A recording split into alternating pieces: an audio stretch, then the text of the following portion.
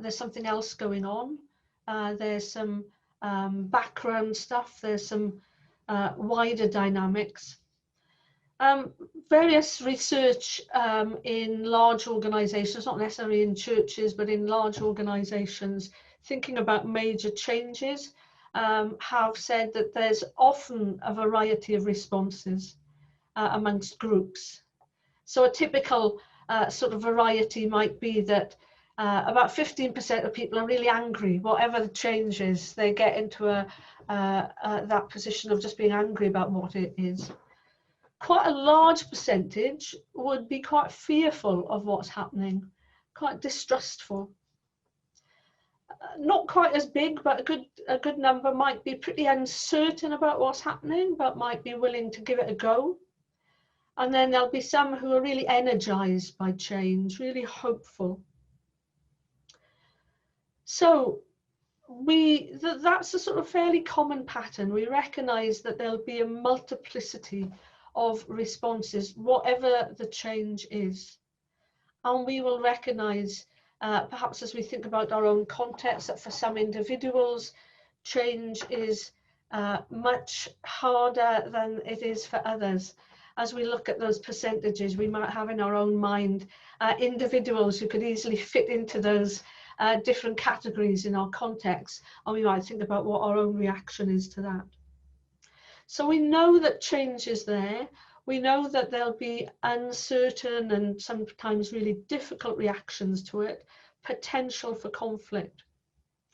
So what I'd like to do this morning in two parts is, first of all, just to offer some frameworks for understanding what might be going on behind that.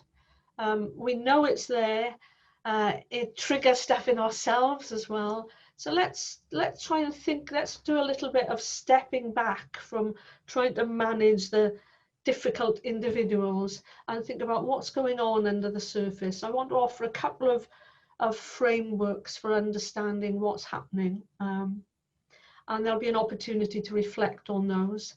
And then in the second part, I want to think particularly about leading in those situations. What does that mean? If once we begin to understand what's happening, how does that impact on our leadership? How does it impact on us as individuals, recognizing that we might naturally find ourselves in any one of these groups? We might instinctively be people who find change a bit challenging, or people who are really hopeful and energized by it.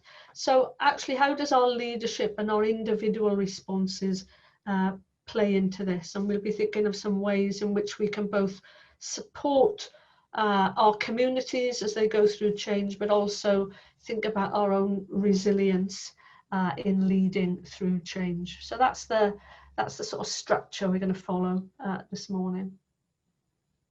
So first of all, just thinking about what's going on. There we are. What's going on? What's actually happening behind those reactions?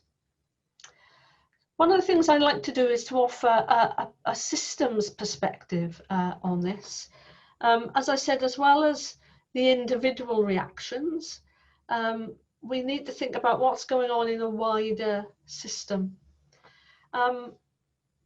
At Bridge Builders, we use quite a lot of the insights from family systems theory, particularly that developed by someone called Murray Bowen.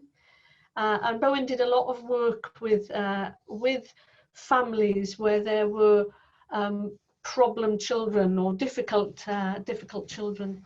And in his work, he observed that actually it wasn't the difficult child or the problem child but that needed to be fixed, but actually the whole system needed to be looked at, and particularly how that system manages anxiety, because that can have a huge influence on the individuals. So that thinking he then started to apply to other organizations and recognize it wasn't just families that have these ways of managing anxiety, but all sorts of groups and systems have this. And actually being able to step back and not just think about the individuals who are you know, being negative about change, those who are questioning what's going on, but actually where does that fit in our understanding of systems? So I want to offer a bit of a systems perspective on what's going on. And Bill helpfully offered us some thoughts about anxiety in our reflection and our prayers. And anxiety is a very useful lens with which to think about what's going on, because actually these difficult individuals, as we might see them, are often very anxious individuals, and the ways in which they are manifesting that anxiety can have quite a big impact on how the system as a whole is responding. So I want to offer something about anxiety first of all, and think a little bit about what anxiety is, and particularly what it means when we're thinking about change. So first of all, just to say what we understand by anxiety, because obviously it's used in multiple terms, in sort of therapeutic terms and so on, but just thinking about how I'm going to talk about it today. Anxiety is an automatic response to some form of stress that comes along. So we've got our gazelles there, who will get feeling a bit twitchy maybe, because they see that there may be something around that's a threat to them. So the fact that anxiety is automatic means you can't just say to people, don't be anxious, because it's there. We might experience it as emotional discomfort. Sometimes it manifests itself as physical symptoms. So I know for myself that when I'm anxious, I can feel it in my stomach. I feel, you know, my digestive system gets tense, or my neck muscles get very tense. So I feel that physical manifestation of the emotional discomfort. It can be acute or chronic. We all live with a certain degree of chronic anxiety. It's just about being human. So there's a bit of anxiety about, you know, our health or our work or our family or our finances or whatever it might be. There'll be some of that lurking around in the background for all of us. And a lot of the time, for many of us, we just deal with that. We know it's there. It doesn't sort of have huge impact on us day to day. But there will be times when that anxiety, we have a real spike in it, when that anxiety can become quite acute. And that might be times of bereavement, major change, major loss. You know, all sorts of triggers might kick in and push us into a state of higher anxiety. And again, for a lot of us, we recognize that happens. We know we might be feeling anxious, but we also know that we'll come through that and come back to a sort of more normal level of anxiety. For some individuals, for multiple reasons, their background level of anxiety, of chronic anxiety, is extremely high all the time. And so it doesn't take very much to push them into a really high level of anxiety, and that can have quite a big impact on those around us.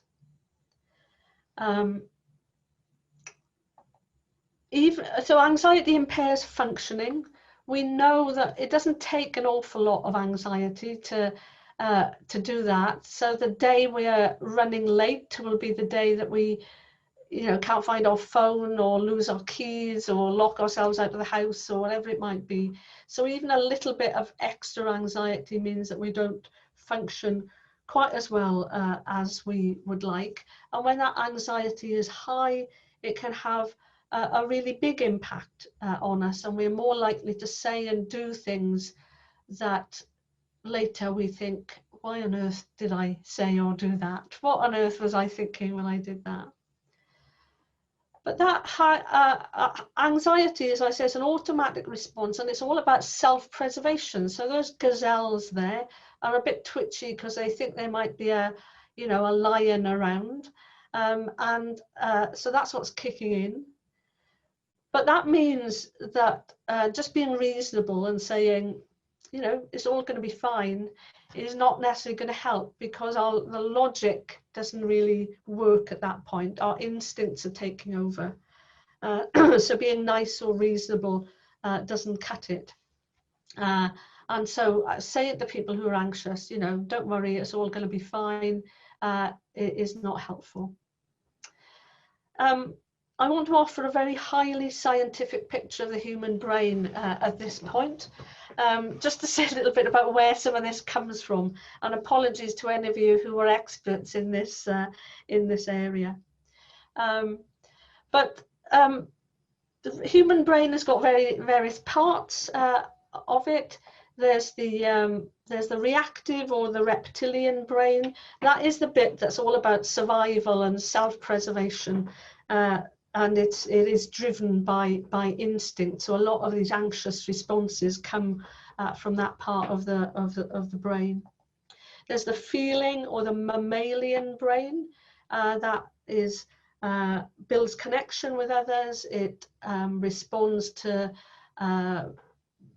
gestures and touch and so on. And then there's the thinking or the neocortical brain, which we as humans have, which is the sort of reflective center. It's that part of the brain that enables us to step back and observe what's happening, to problem solve, make complex decisions, and not just be purely reactive. Of course, it's a really sort of neuroscience is an area where there's a huge amount of research going on, and there are some people who suggest there's an even lower part of the brain than the reactive, the reptilian part, and that's the part of the brain that comes in church meetings. No, there we are. I'm sure we've all experienced a little bit of that. Now, under normal circumstances, when we're feeling reasonably calm and well, then the thinking part of the brain is able to do that stepping back, is able to be less reactive, is able to think about what's the best thing to do here. But when we are highly anxious, then those lower parts of the brain will override that. And we find ourselves, as I mentioned earlier, just doing or saying things that we wouldn't say or do in better times. So when we're thinking about that time of change and what's going on for people, we need to remember that a lot of what's happening is coming from that very reactive part of the brain. And I guess my observation is thinking about wider society at the moment. A huge amount of what goes on is incredibly reactive. What comes is people's, you know, first instinct, and that can be really unhelpful, because another characteristic of anxiety is that it's contagious. There may be a real lion around, and these gazelles start twitching, but once one twitches, all of them will start twitching. And we may find in our context, in our congregations, that once one starts being highly anxious, that can spread. It's like an electric current. There may be a real lion, but actually once everyone starts just reacting, we may be running into the mouth of the lion, and we may be running somewhere completely different and safe. So recognizing that contagion is around, and where there are highly anxious people in your group, in your congregations, then it's quite likely that others will pick up on that and start to behave in ways that are probably not incredibly helpful. I want to offer a couple more things, and then I'll just pause. What that tells us when you think about anxiety and how we respond to things, as leaders, we tend to respond to the issues. So if you think of those scenarios that I offered at the beginning. You know, someone is unhappy about this change that's going on, and we tend to try and fix whatever it is. But actually, it's the emotional forces behind that which is really giving the energy to people's anxiety.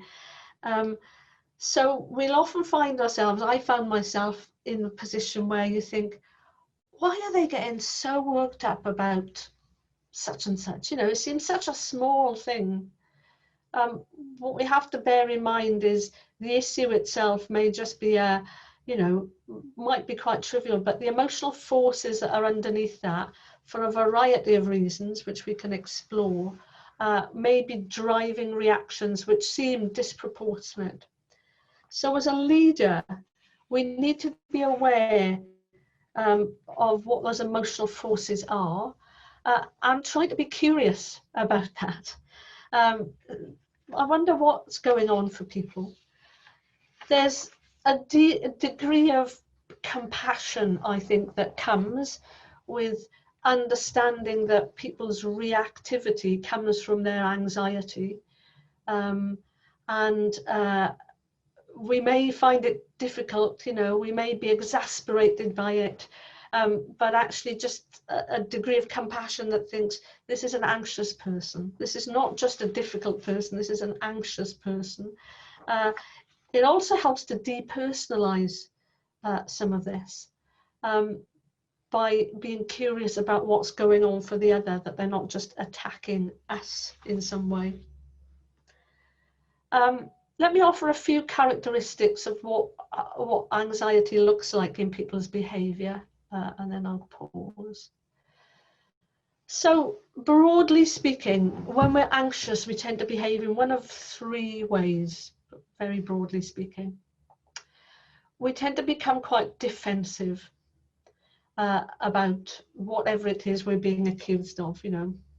Why were you late for that meeting? Well, I had so much, you know, I'm just carrying so much at the moment that so many people are asking me to do these things, and we get into, you know, a justification, a quite defensive response. Or we go on the attack. Never mind that I was late, what about all the times that you've been late, or you haven't done this, or off we go. Or we withdraw. We might physically walk away, or we might emotionally just switch off and withdraw. And broadly speaking, again, most of us will instinctively go to one or two of those. So I know personally my own anxious response is generally withdrawal. If I was putting it less nicely, I'd say I probably just sulk, you know. I go into I was in a meeting a few months ago, and you know, so something had triggered it, and I realized I just switched off for about, you know, 10 minutes of this meeting. I'd emotionally withdrawn. I was just grumbling away to myself about something that wasn't fair or wasn't right or whatever it might be, and then I have to reconnect and actually move towards whatever it is. So I tend, my withdrawal is probably my first port of call. Then I'll probably become a bit defensive. I'm less likely to attack. It doesn't mean I don't do it sometimes, but that's my sort of typical pattern of behavior. I think it's helpful to think about where you go when you're anxious, because it's actually, if I notice I'm beginning to withdraw, that's a sign to me that I'm anxious, and I need to think about what it is that's triggering it and what I might do about that. So actually just noticing our own reactions can be really helpful in thinking about our own anxiety, and noticing what's happening for others as well can be really useful. I wonder why that person who's normally very engaged is disconnected, or is being quite defensive, or whatever it might be. So there's some individual things that go on, and you know, again, we might map some of that onto some of those scenarios that we were thinking about, or our own context. And then there's these systemic patterns of behavior that go on as well. So typically anxious systems. Anxious systems are fearful of uncertainty. Anxiety, you know, how we feel we just need to know what's happening. You can see it in the wider context at the moment. We don't know how long this is going to go on. We don't quite know what it's going to look like, and that increases the level of anxiety. I remember reflecting on the whole Brexit issue, and we got to a point where people who would have been quite ardent Remain supporters were saying, I don't care anymore, I just want it done. That the uncertainty seemed worse than something actually they wouldn't have chosen. So an anxious system generally wants answers and quick fixes. And wants someone to do that fixing. And as a leader, a lot of that will get projected onto you. So actually, if you're going through a huge amount of change, you know, people will be uncomfortable and they want you to sort it out. They want you to, they're anxious, and none of us like being anxious. They want to give their anxiety to you and look to you to fix it. And when it doesn't work, they need people to blame. So there's a sort of scapegoating mechanism in anxious systems will kick in. I'm anxious, I'm uncomfortable about this, I don't like being uncomfortable, someone must be causing this, someone's making me feel like this, I need somebody to blame. And often in a system, it's either the most responsible person or the most vulnerable person who will become the scapegoat. So as a leader, as the most responsible, you'll often be put into that position. If you yourself are vulnerable for some reason, if you yourself are, you know, in a difficult situation, you've got a bit of a double whammy, really, that you could be both the most responsible and the most most vulnerable. And from my own experience, I remember being in a parish which had quite an anxious system. And quite difficult behaviours manifested. And I think the worst behaviour I experienced was just after my father died. That wasn't conscious, people weren't deliberately doing that, but you know, there was an anxiety in the system then, not just about, you know, I wasn't around quite so much or whatever it might be, and so that and then a lot of that got projected. So the most vulnerable or the most responsible are often the scapegoat. And an anxious system resists attempts to challenge or change. So the first slide I had of thinking about systems had a sort of a child's mobile on it, and that's quite a good way of thinking about systems, because you know, everything's sort of connected. And if you push one bit of it, it all starts jangling. So everyone gets quite anxious. But what it wants to do is come back to what it knows. It wants to settle down again. And so everyone feels very anxious and they want to go back. You know, why did you bring us to this place of where we got no food? Why can't we just go back to Egypt where there were lots of fresh cucumbers, or whatever the people of Israel say? So actually that desire to go back to what they know is quite a strong one. I'm just going to pause very briefly at that point and see if there's any questions or anything that people want to ask.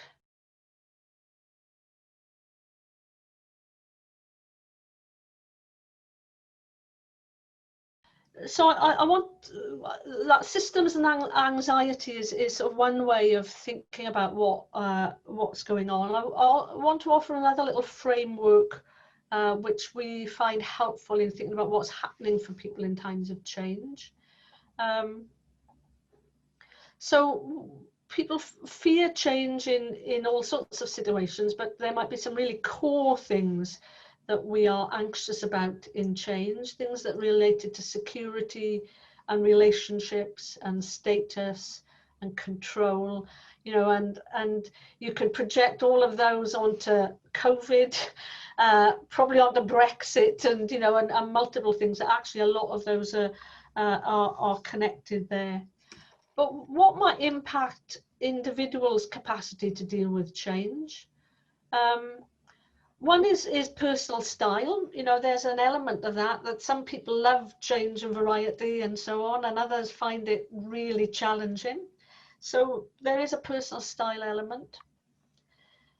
How much change is going on at any particular time?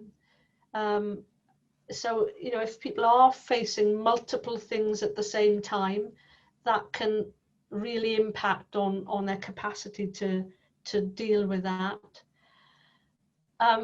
The impact for them, or their perception of impact, which might be different to what you think the impact is.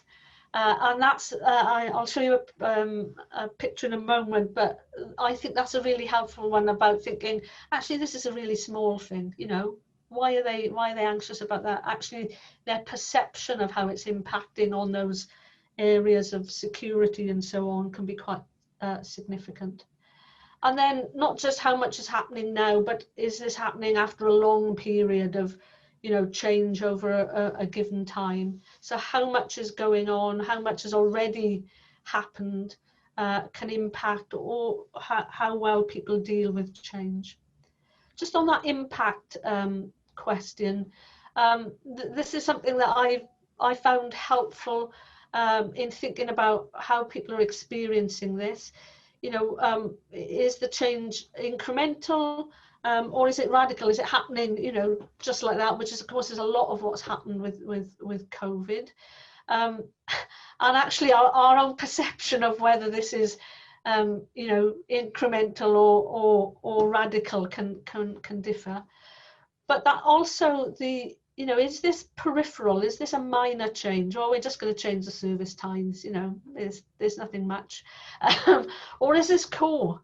You know, well, actually this changes my whole pattern of life on a Sunday or whatever it might be.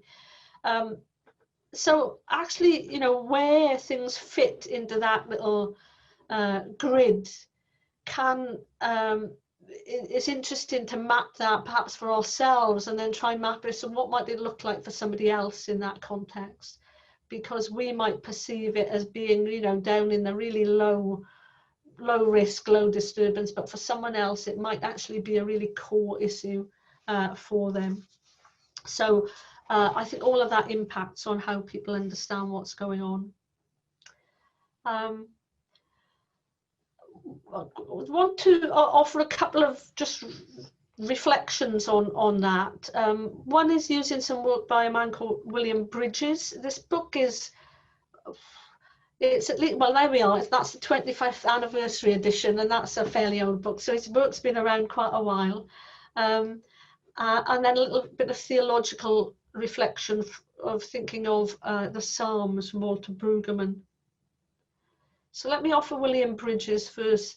Bridges says that change is something that happens on the surface. It's about the situation, and transition is something that happens underneath the psychological dimension. Bridges says that we will often plan for change, but we will give less attention to the transitional part of it. So he cites examples of things like retirement. People will often plan for where they're going to live and their finances, but pay less attention to the impact this might have psychologically of, you know, no longer being part of a working group, or the change of status in society and so on. And that can have a really deep impact. And he says that this, while change is fast, transition is much slower, and it goes through this sort of pattern, which, you know, you can recognize some of the this in the way we deal with loss and grief and so on. It's a sort of similar sort of pattern, but actually we go through this this time of some sort of change, of ending as we let go of old ways and try and work out what's happening, you know, what those losses are. We then come into what he calls the neutral zone, where we're trying to help people to make that journey to ultimately what might be a new beginning.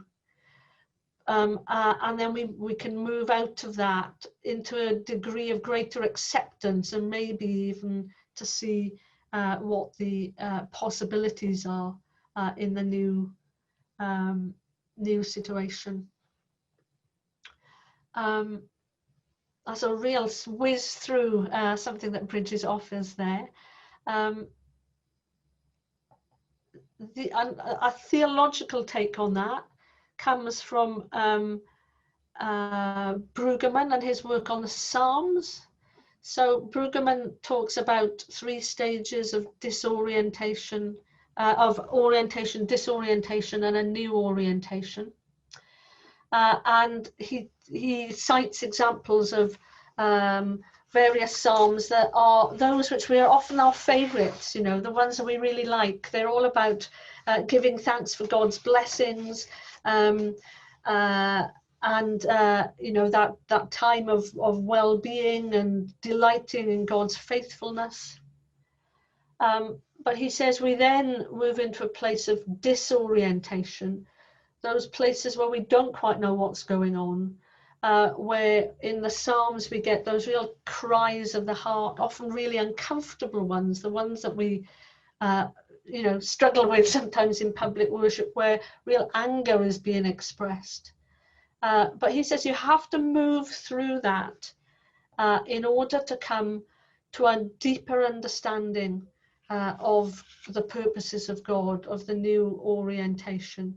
So he then gives examples of those psalms which reflect on that well-being and the blessing, but do it from a perhaps a deeper rooted place of understanding that journey. I find this slide quite hard to look at. I find it quite uncomfortable, and it's a sort, you know, I think one of the things about it is that you think, I just want to put it back into place. I want to get them all into some sort of shape. And that's what happens in places of disorientation, that we will either experience a great pull to, can't we just go back to how it was? Or let's rush on and do the new thing.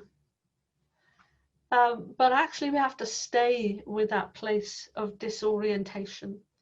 I think of the pattern of, you know, Good Friday and Holy Saturday and Easter Day.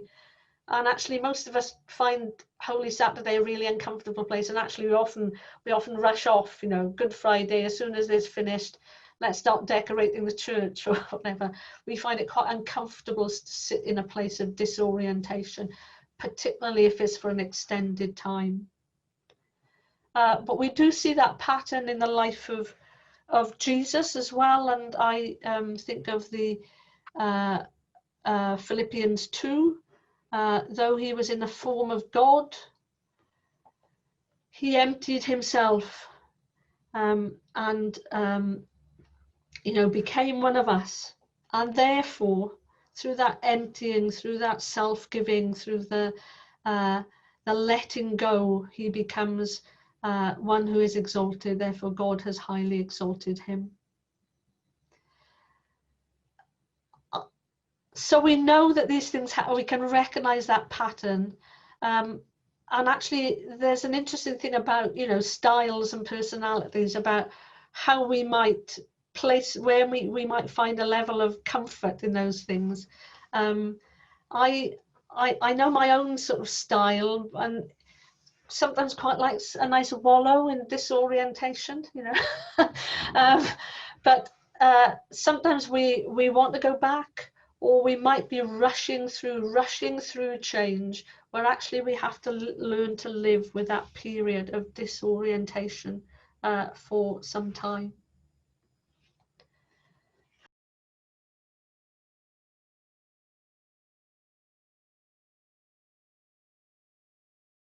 I want to pick up what I said I do in part 2 of this. If I go back to screen sharing, we've been looking at those questions. I want to think about what can I do, thinking about leadership in times of change and conflict. How does we as leaders, and as Claire was just saying, that we are both part of the system and in some ways we are trying to be slightly sort of separate from it. So how does leadership look in these situations? So just a few thoughts about, first of all, about anxiety and leadership.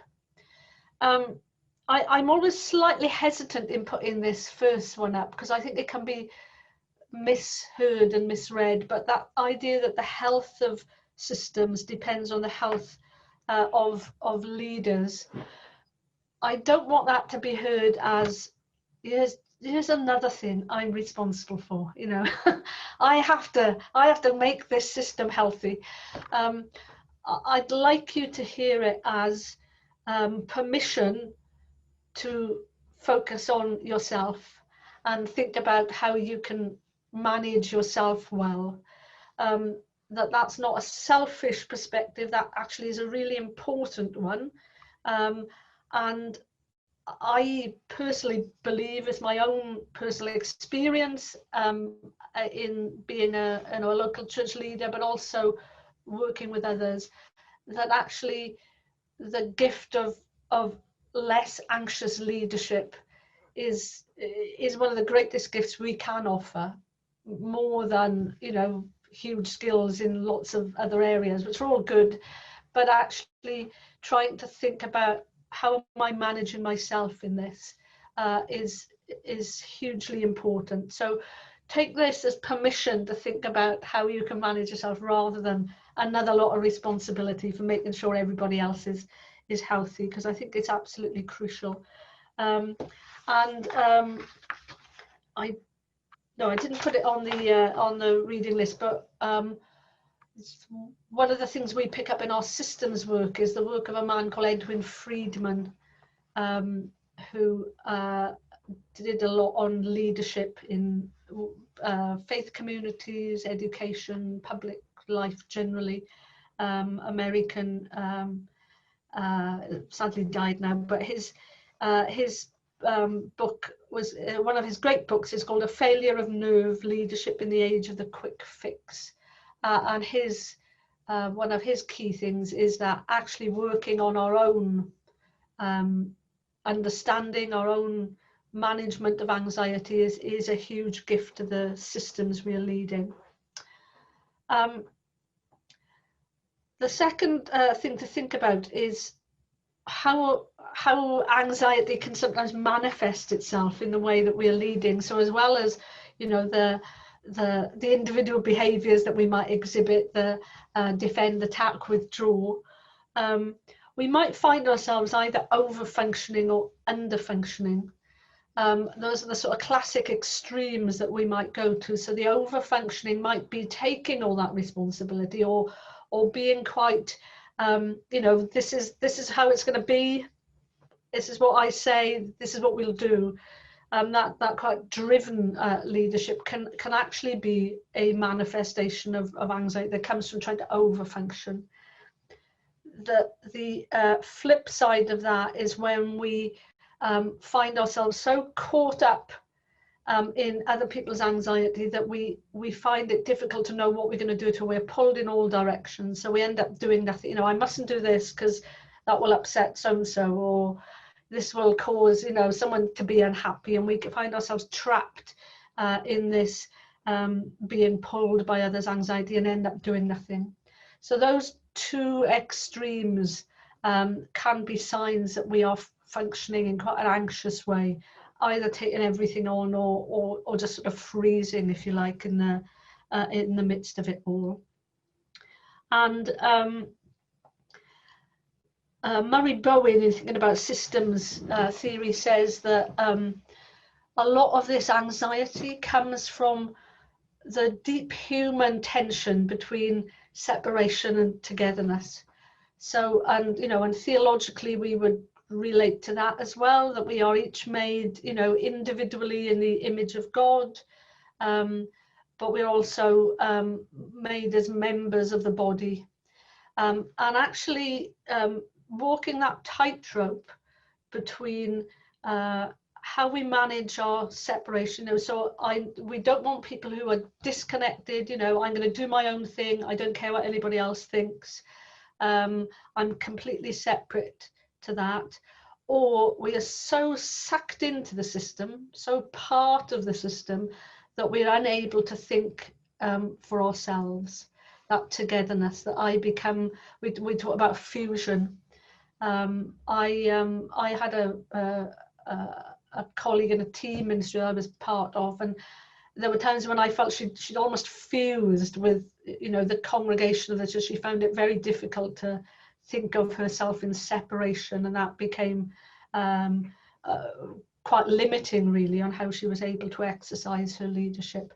So finding that balance between what's appropriate, how am I manifesting my individual call to be the person God has made me to be in my own vocation as part of this community, and yet not so sucked in that I'm unable to function in that way.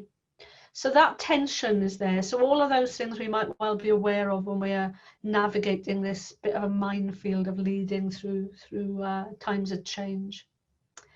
So I think the key question is, how do I as a leader manage my own anxiety? And I put this picture up, which is Bruegel's picture of the woman caught in adultery. And I think it's a wonderful image of an anxious system, if you like. Oop, let me go back to it. Jesus is caught up there between the leaders of the Jewish community who come and challenge him, and we haven't got time to explore all of this today, but one of the things, another mechanism we see a lot in anxious systems is what we call triangling, when there's anxiety between two and they try and draw another one in. So there's a lot of triangling going on in this between the woman and Jesus and those who are accusers there. And there's that wonderful image of Jesus in the midst of this highly anxious system, not reacting to that, but doing that, writing in the sand, pausing, writing in the sand. I'd love to know what he wrote in the sand. And but in a sense, what's our equivalent, if you like, when we're caught up in the anxious system? What's our equivalent of that writing in the sand at that point, rather than being played by the reactivity of the system around us? So here's a few thoughts. These are not answers, these are guidelines, I guess, that we find helpful. Guidelines for leaders. This is any of you who've done any bridge builders before will have heard us talk about a non-anxious presence, or foster a non-anxious presence, or if you can't do that, then at least a less anxious one. And if in an anxious system you can be the least anxious person there, that's an enormous gift to the group. So just like anxiety is contagious, one highly anxious person can trigger a whole system. Actually being able to be a less anxious person in the midst of that is a great gift. So I guess what we mean by that is being able to manage ourselves so that we are not played by the anxiety of others. We are not being immediately reactive. We are not doing that, defend, attack, withdraw, or going into those extremes of togetherness and being fused. It's being able to be who you are amidst that system and yet stay connected to others. So try not to do that defend, attack, withdraw, managing your own anxiety in the midst of that. it might be small things that you notice. So I notice about myself that when I'm anxious, I'm over serious. Generally, I've got a pretty good sense of humor, but if I'm anxious, that disappears and I can become quite intense and serious. So if I know I'm going into a situation or a meeting that I'm likely to get to that, I might do some, it sounds a silly thing, but I might just draw smiley faces or something on the agenda just to remind myself to be lighter. Just keep this light. Don't allow yourself to be pulled into that, this is terribly serious, and just try and keep that lightness of delivery there. So that might be one way in which I try and offer that less anxious presence. And you might want to think for yourselves about how that might look for you. Offer and invite self-definition. This is that capacity to be able to say, this is what I think and feel about this. I'm really interested in hearing other people's views. I'm open to others' views. I'm able to hear those, but I'm also able to offer what I feel and think about this. So it's not being sucked into that, I can't decide for myself, but it's also being able to be open to challenge. I'm clear about what I think, but I'm open to hearing what others, and that is again a gift because it opens the way for others to be able to offer themselves. And we were thinking a bit about, where some voices can dominate a conversation, actually trying to offer a presence that is open to hear a range of views and is not too stuck in our own, but can still be clear about our own is a gift to the group. The third thing is about maintaining emotional contact. That can be really hard, and particularly if you've got your first instinct is to withdraw. How we might want to disconnect from those who we perceive as being difficult or challenging, who are displaying some of this highly anxious behavior. Actually stay in contact, maintain eye contact. I used to say shake them by the hand, we can't do that sort of thing now, but actually giving those signals, I'm still connected with you. I'm not being reactive to perhaps attack that's coming towards me. I'm going to try and stay in contact with you. Thinking about communication skills in that, which I'll say a little bit more in a second. And the fourth thing is about standing firm in yourself when things get tough. I mentioned Friedman's book. It's called A Failure of Nerve. And that system stuff I've said, when you push the mobile, it all jangles. Often when we do this work, the first reaction of the system is to be more anxious because people are not used to people behaving in a less anxious way, and it can actually trigger greater anxiety. So if people are used to shouting and attacking and getting a certain response, doing something different can raise the level of anxiety.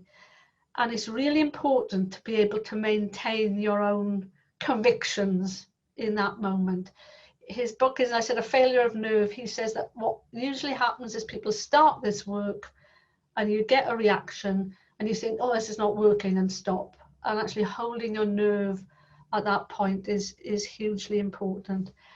I like to use the image of one of those buildings in earthquake zones, that's firm, got a firm foundation, but there's got flex. You're not so rigid that you'll crack.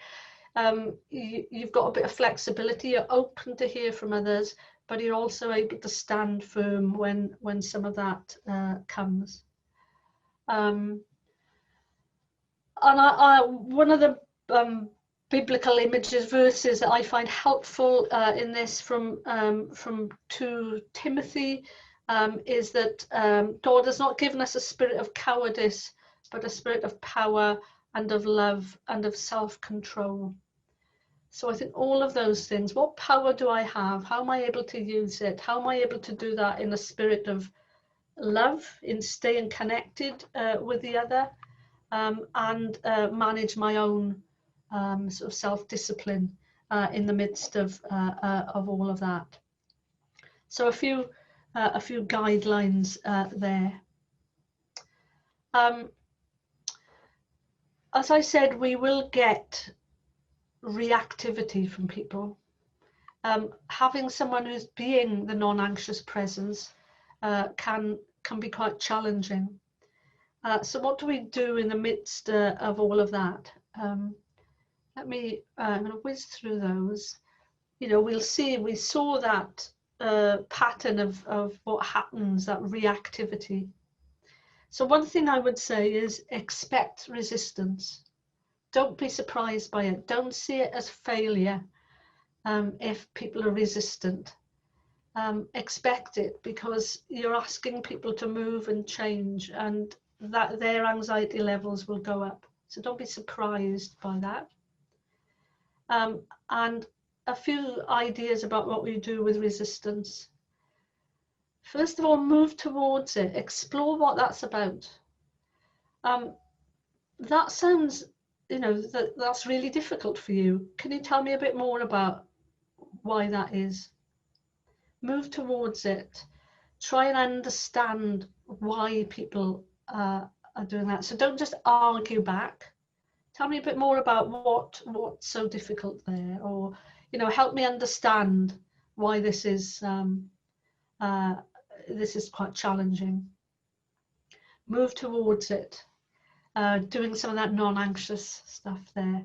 Explore it. Find what lies underneath it. Be curious about it. You know, remind yourself that this is an anxious person. Try and understand what's there. And see if there's a way that actually they could offer something. So what might need to change that would enable you to be part of this? It might actually be something quite small. I mean, it might be something major that you can't do, but actually, you know, sometimes people just need to be acknowledged for what the issues are. So try and frame something that you can move towards, and will help to move things forward. There's, in your handout, there's quite a lot there about how do you support others through change and how do you develop your own resilience. So I just want to explore a few of those. So thinking about change, thinking about some of that bridges stuff.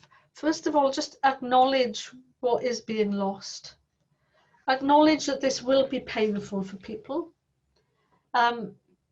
I was doing a mediation a couple of months ago with someone who was, you know, probably a very sort of active, you know, directive sort of person, who just said, well, I believe when I do change, I just do it as quickly as possible and then it's over with. And I sort of had this image in my mind, this mental image of, you know, bodies strewn everywhere as this change just got rushed through. So give some space to acknowledge, to lament what might be lost. We've got huge resources in our scriptures for this sort of thing. Acknowledge that and give space for it. Be clear about what you're communicating, why something is happening, what's happening when. You know, just try and work on that. Listen to people's concerns and think about how do you provide a variety of ways for people to express views. So maybe slow down the process, give opportunities for individual views, not just a sort of a free-for-all discussion. Think about other ways in which people might be able to offer that. Be clear about both the bigger purpose and shorter term checkpoints, where we're going, but actually what are the milestones along the way.